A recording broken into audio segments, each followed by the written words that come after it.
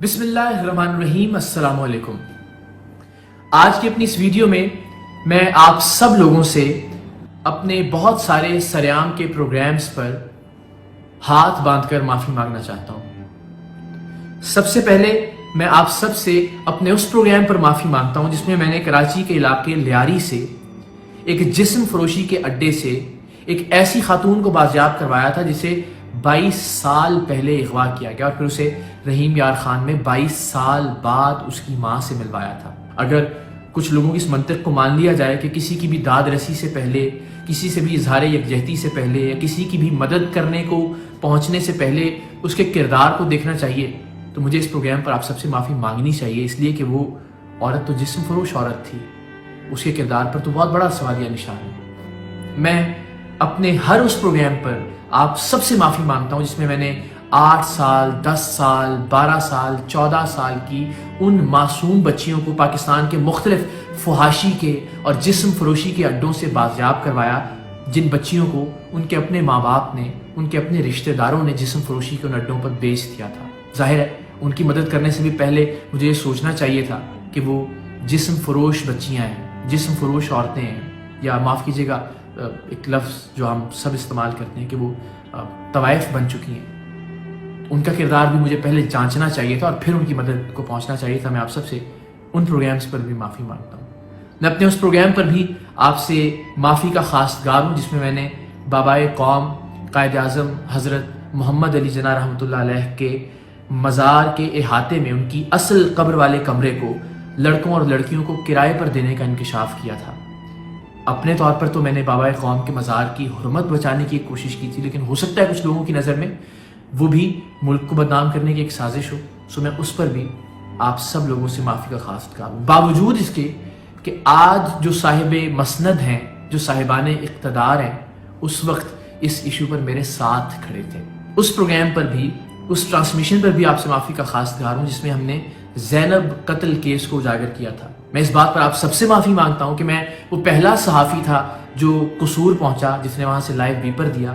اس وقت بھی حکومت کی جانب سے، وزیر قانون کی جانب سے یہ کہا گیا، آنر کہا گیا مجھے کہ آپ ملک میں فساد برپا کرنا چاہتے ہیں، آپ پاکستان کو بدنام کرنا چاہتے ہیں۔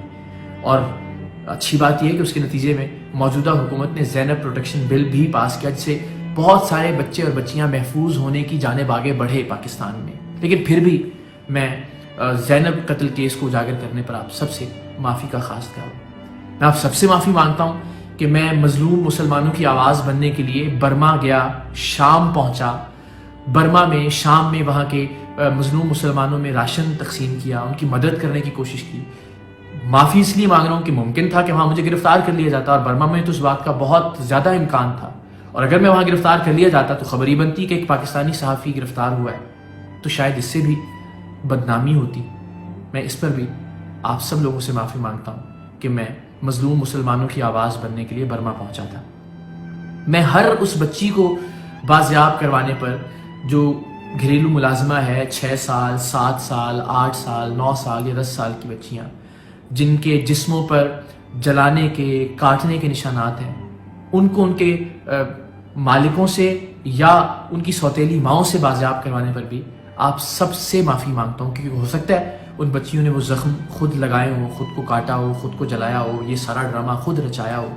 اس پر بھی میں آپ سب سے معافی مانگتا ہوں۔ آپ سب سے یہ درخواست ہے کہ ان میں سے ہر پروگرام پر مجھے معاف کرنے سے پہلے ان پروگرامز کو کیپٹل ون ٹی وی کی ویڈیوز دیکھنے کے لیے آج ہی چینل سبسکرائب کیجیے، بیل آئیکن کو ضرور کلک کیجیے، ہمارا فیس بک پیج لائک اور فالو کیجیے تاکہ ہماری ہر نئی ویڈیو بر وقت آپ تک پہنچ سکے۔ شکریہ۔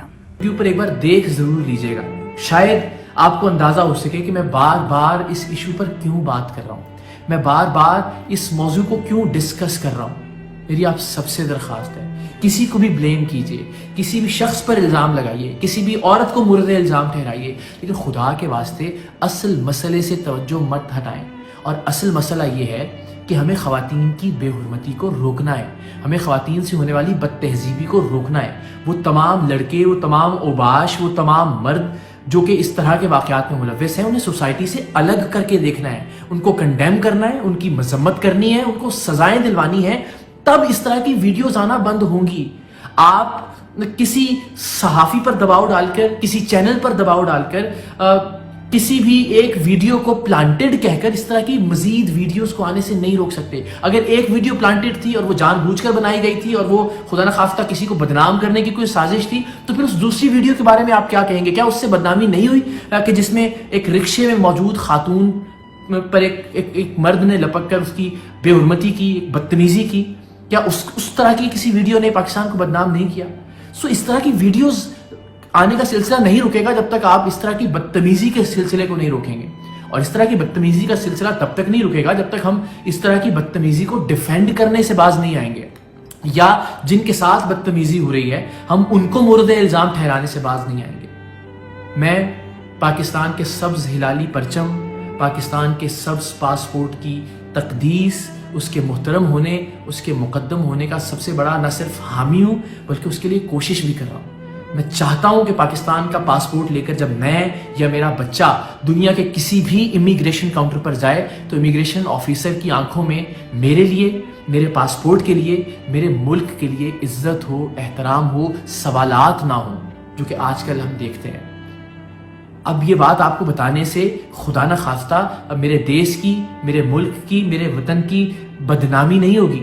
یہ ایک فیکٹ ہے کہ ہم دنیا کے 5 برے پاسپورٹس میں سے ایک پاسپورٹ ہیں رینکنگ کے اعتبار سے. آپ کو اور مجھے کوشش کرنی ہے اپنی برائیوں کو، اپنی خامیوں کو ریئلائز کرتے ہوئے انہیں دور کر کے اس پاسپورٹ کی عزت اور اس کے احترام میں اضافہ کرنے کی. اور پاسپورٹ کی عزت، پاسپورٹ کا احترام، اس ملک کی عزت، اس ملک کا احترام ہماری بہنوں اور بیٹیوں کے احترام سے مشروط ہے. آئیے آپ اور میں اپنے طور پر کوشش کرتے ہیں کہ انشاءاللہ ہم مزید بہتر کریں گے پاکستان میں خواتین کے لیے ماحول کو.